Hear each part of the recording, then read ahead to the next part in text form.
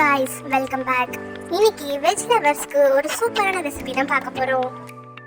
குக்கர்ல 2 ஸ்பூன் நெய், 2 ஸ்பூன் தேங்காய் எண்ணெய் சேர்த்துக்கலாம். நெய் நல்லா சூடானதும் 2 பட்டை, 3 கிராம்பு, 3 ஏலக்காய், பிரியாணி இலை 2 சேர்த்துக்கலாம்.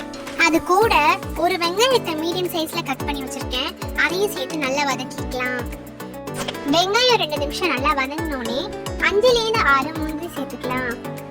வெங்காயம் நல்லா வதங்கி வரும்போது தேவையான அளவு உப்பு சேர்த்து நம்ம எடுத்து வச்சிருக்க வெஜிடபிள்ஸ் ஆட் பண்ணிக்கலாம்.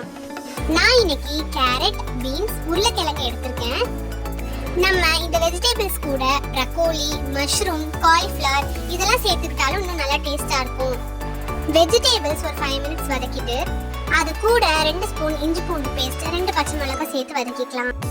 1 கப் அரிசிக்கு 1.5 கப் தண்ணி ஊற்றிக்கணும். நான் இன்னைக்கு 2 கப் அரிசி எடுத்ததுனால 3 கப் தண்ணி சேர்த்துக்கிறேன். தண்ணி நல்லா கொதிச்சு வந்தோடனே ஊற வச்ச அரிசியும் சேர்த்து ஒரு விசில் வச்சுக்கலாம். சூப்பரான வெஜ் புலாவ் ரெடி.